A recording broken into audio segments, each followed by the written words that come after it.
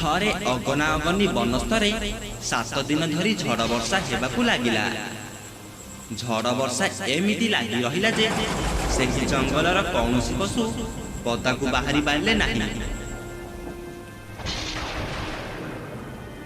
ଏମିତି ଲଗାତାର ବର୍ଷା ହେଲା ପରେ ମଧ୍ୟ କେହି ବି ପଶୁ ଭୟଭୀତ ହୋଇନଥିଲେ, କାରଣ ସେମାନେ ସମସ୍ତେ ବର୍ଷା ହେବା ପୂର୍ବରୁ ନିଜ ନିଜ ଗୁମ୍ଫାରେ କିଛି ଶିକାର ଯୋଗାଡ଼ କରି ରଖିଥିଲେ। ସେହି ଜଙ୍ଗଲରେ ରହୁଥାଏ ଗୋଟିଏ ବିଲୁଆ, ଯିଏକି ଭାରି ଅଳସୁଆ ଥିଲା। ବର୍ଷା ହେବା ପୂର୍ବରୁ ଯେତେବେଳେ ଅନ୍ୟ ପଶୁମାନେ ଖାଦ୍ୟ ସନ୍ଧାନ କରୁଥିଲେ, ସେତେବେଳେ ସେ ତା ଗୁମ୍ଫାରେ ଶୋଇ ରହୁଥିଲା। ଆଉ ଅନ୍ୟ ପଶୁମାନେ ପରିଶ୍ରମ କରୁଥିବାର ଦେଖି ସେ ସେମାନଙ୍କ ଉପରେ ଥଟ୍ଟା ପରିହାସ କରୁଥିଲା।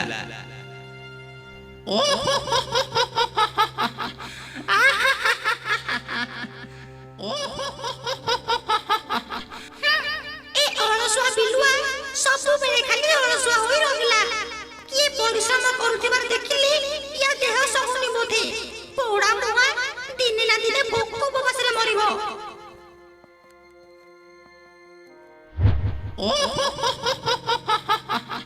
ବର୍ଷା ହେବାକୁ ଆହୁରି 4 ଦିନ ବାକି ଅଛି, ହେଲେ ଦେଖ ଏମାନେ ଏବେଠୁ ପରିଶ୍ରମ କରିବା ଆରମ୍ଭ କରିଦେଲେଣି। କଣ କହିବ ଏମାନଙ୍କୁ? ଛାଡ଼ ଛାଡ଼। ଏମିତି କହି ବିଲୁଆ ଆଉ ଟିକେ ଆଗକୁ ଗଲା। ସେ ଦେଖିଲା ସେହି ଜଙ୍ଗଲର ରାଜା ବାଘ ପାଟିରେ କିଛି ଶିକାର ଧରି ତା ଆଡ଼କୁ ଆସୁଛି।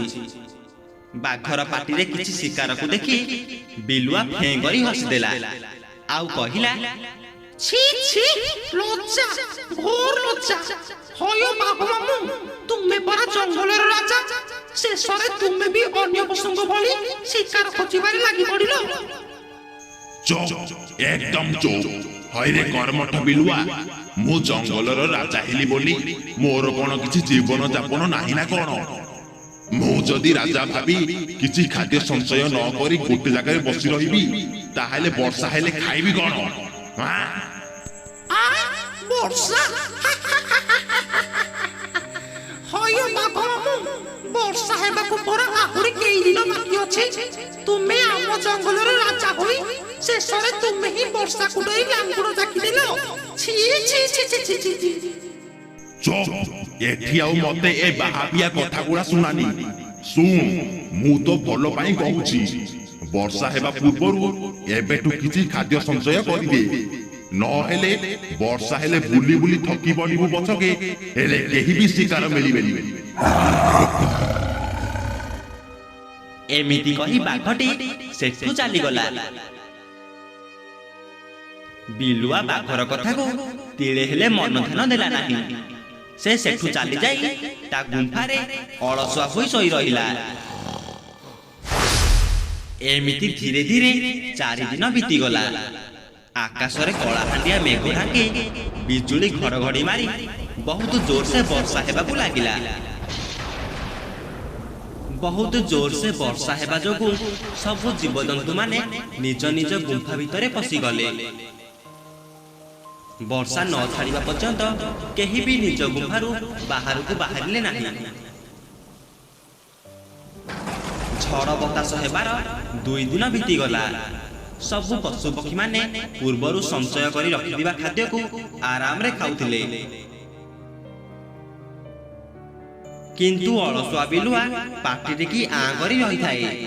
ଭୋକରେ ତା ପେଟ ଜଳୁଥାଏ, ହେଲେ କଣ କରିବ? ପୂର୍ବରୁ ତ ସେ କାହା କଥା ନ ଶୁଣି ପରିଶ୍ରମ ନ କରି ଅଳସୁଆ ହୋଇ ଶୋଇ ରହୁଥିଲା।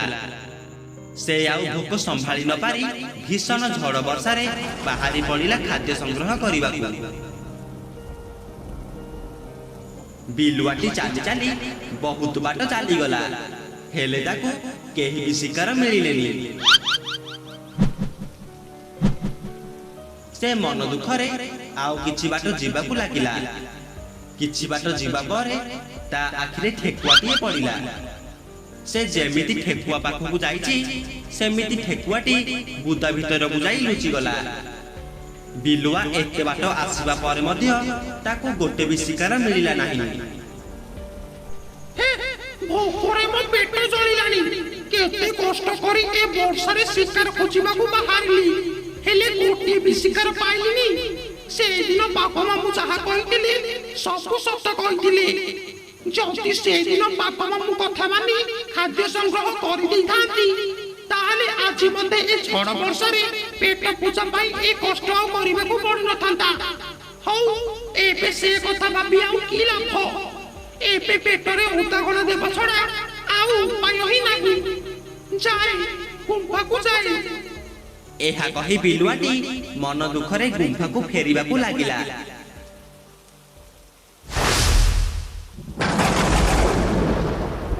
ଏଇଠି ଶୁଣ, ଏବେ ତ ଆଉ 5 ଦିନ ପର୍ଯ୍ୟନ୍ତ ବର୍ଷା ଛାଡିବାର ନା ଗନ୍ଧ ଆଉ ଧରିବନି।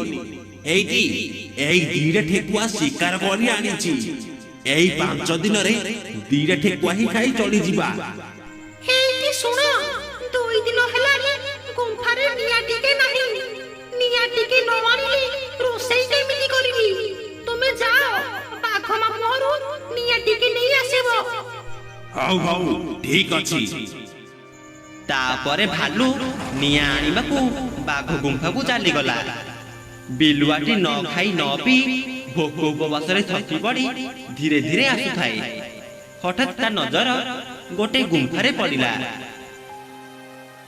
ବିଲୁଆଟି ସେ ଗୁମ୍ଫାକୁ ଚାହିଁ କହିଲା, ନା, ଆଉ ଭୋକ ସହି ହେବନି। ଯାଉଛି, ଏ ଗୁମ୍ଫା ଭିତରକୁ ଚାଲିଯିବି। ଏ ଗୁମ୍ଫା ଭିତରେ ଛେଳି କି ଠେକୁଆ କିଛି ଶିକାର ନିଶ୍ଚୟ ମିଳିଯିବେ। କିଛି ଶିକାର ପାଇବା ଆଶାରେ ବିଲୁଆଟି ସେହି ଗୁମ୍ଫା ଭିତରେ ପଶିଗଲା। ସେ ଜାଣିନଥିଲା ଯେ ସେହି ଗୁମ୍ଫା ଭାଲୁର ଗୁମ୍ଫା ବୋଲି। ବିଲୁଆର ଟପ୍ ଟପ୍ ପାଦ ଶବ୍ଦ ଶୁଣି ଭାଲୁର ସ୍ତ୍ରୀ ଗର୍ଜନ କରି କହିଲା, ଆରେ କିଏ ତୁ? ତୋର ତ ବଡ଼ ସାହସ, ମୋର ବିନା ଅନୁମତିରେ ମୋ ଗୁମ୍ଫାକୁ ପଶି ଆସୁଛୁ। ହଉ, ଭଲ ହେଲା, ଏ ବର୍ଷା ପାଗରେ ଆଉ ଗୋଟେ ବି ଶିକାର ମିଳିଗଲା। ହେ ଭଗବାନ, ମୁଁ ଏବେ କଣ କରିବି? ଭୁଲରେ ଭାଲୁ ଗୁମ୍ଫାକୁ ଚାଲି ଆସିଲି। ନାହିଁ, ମତେ କିଛି ଉପାୟ ବାହାର କରିବାକୁ ପଡିବ, ନହେଲେ ଏ ଭାଲୁର ସ୍ତ୍ରୀ ମତେ ଜମା ଛାଡ଼ିବନି। ଏପଟେ ଭୋକ, ସେପଟେ ମରଣ ମୁହଁରେ। ନାହିଁ ନାହିଁ, ମତେ କିଛି କରିବାକୁ ପଡିବ। ଠିକ୍ ସେତିକି ବେଳେ ବିଲୁଆର ମୁଣ୍ଡକୁ ଏକ ଉପାୟ ଦିଶିଲା। ଆରେ, ମୁଁ ତ ଆସିବା ବେଳେ ଭାଲୁ ବାହାରକୁ ଯାଉଥିଲା, ତା ମାନେ ଭାଲୁ ଗୁମ୍ଫାରେ ନାହିଁ। ଏ ସୁଯୋଗ ହାତଛଡ଼ା ନ କରି ମତେ ଯେମିତି ହେଲେ ଭାଲୁର ସ୍ତ୍ରୀକୁ ବୋକା ବନାଇ ଗୋଟେ ଠେକୁଆ ଧରି ଯିବାକୁ ହେବ। ହଁ, ଏ ଠେକୁଆକୁ ଦେଖି ମୋ ପାଟିରୁ ଲାଳ ନିକଳିଲାଣି, ଆଉ ଭୋକ ସମ୍ଭାଳି ହେଉନି। ଏମିତି କିଛି ଉପାୟ ଭାବି ବିଲୁଆ ଭାଲୁର ସ୍ତ୍ରୀକୁ କହିଲା, ଭାଲୁ ମାଉସୀ, ମତେ ପରା ମଉସା ଠେକୁଆ ଗୋଟେ ଧରି ଯିବାକୁ ପଠାଇଛନ୍ତି। ମଉସା ଠେକୁଆ ନେବାକୁ ପଠାଇଛନ୍ତି? ଆରେ, ସେ ତ ବାଘ ମାମୁଁ ପାଖକୁ ନିଆଁ ଆଣିବାକୁ ଯାଇଛନ୍ତି। ତତେ କେମିତି ପଠାଇଲେ କି? ଆରେ ମାଉସୀ, କଥା କଣ କି, ମୁଁ ବି ବାଘ ମାମୁଁ ପାଖରେ ଥିଲି। ଭାଲୁ ମଉସା ନିଆଁ ଆଣିବାକୁ ଯାଇଥିଲେ ଯେ, ହେଲେ ଏବେ ତ ବାହାରେ ବର୍ଷା ବହୁତ ଜୋରସେ ହେଉଛି। ନିଆଁ ଧରି କେମିତି ଆଣିବେ ଯେ? ନିଆଁ ଆଣିଲେ ବର୍ଷାରେ ଲିଭିଯିବନି। ସେଥିପାଇଁ ମଉସା ମତେ ପଠାଇଲେ, ଯା ମାଉସୀକି କହି ଠେକୁଆ ଗୋଟେ ଧରି ଆସିବୁ। ଓହୋ, ଏମିତି କଥା। ଆରେ ମତେ ଆଗରୁ କହିଲୁନି? ନେ ନେ, ଠେକୁଆଟି ନେ। ମଉସାକୁ କହିବୁ ଭଲରେ ମସଲା ମସଲି ଦେଇକି ପୋଡ଼ିକି ଆଣିବେ, ହେଲା? ହଁ ମାଉସୀ, ମୁଁ ମଉସାକୁ ସବୁ କହିବି। ହଉ, ମୁଁ ଏବେ ଆସୁଛି। ତାପରେ ବିଲୁଆ ତା ପାଟିରେ ମଲା ଠେକୁଆକୁ ଧରି ଏକ ପଟିଆ ତା ଗୁମ୍ଫାକୁ ଧାଇଁଲା। ବିଚରା ତ 2 ଦିନ ହେଲା ଭୋକରେ ଥିଲା। ସେ ଠେକୁଆ ମାଂସକୁ ଦେଖି ବହୁତ ଖୁସି ହୋଇଗଲା, ଆଉ ଖୁସି ଖୁସିରେ ଠେକୁଆ ମାଂସ ଖାଇବାକୁ ଲାଗିଲା।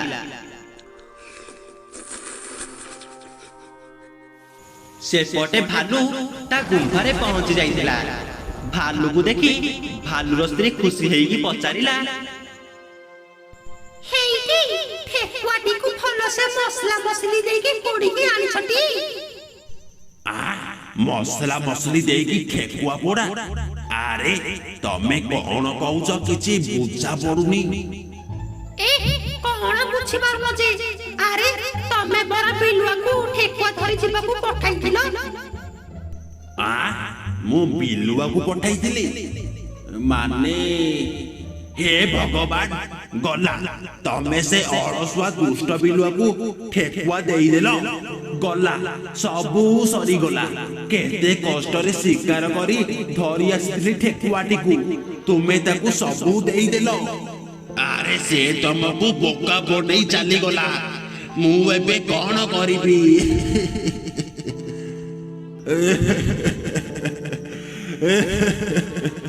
କେତେ ଆଶା କରିଥିଲେ ଠେକୁଆ ପୋଡା ଖାଇବି ବୋଲି ବର୍ଷା ଯୋଗୁ ନିଆଟିକି ଆଣି ହେଲାନି ଇଆଡୁ ଏ ମାଇକିନା ସେ ଠେକୁଆଟିକୁ ବି ଦେଇଦେଲା ଗଲା ସବୁ ସରିଗଲା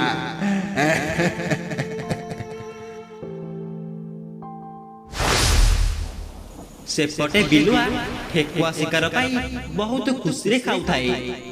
ଓହୋ ଯାହା ହେଉ କେତେ ସଂଘର୍ଷ ପରେ ଠେକୁଆ ଶିକାରଟେ ଖାଇବାକୁ ମିଳିଲା ହେଲେ ଆଜିଠୁ ଶିକ୍ଷା ପାଇଗଲି ଏ ଅଳସୁଆ ବୁଦ୍ଧି ଯୋଗୁ ମୁଁ ଆଜି ଭୋକ ଶୋଷରେ ମରନ୍ତି କିନ୍ତୁ ଆଜିଠୁ ମୁଁ ନିଶ୍ଚୟ ପରିଶ୍ରମ କରିବି ନିଜେ ପରିଶ୍ରମ କରିବି ଆଉ ନିଜେ ଶିକାର କରି ଖାଇବି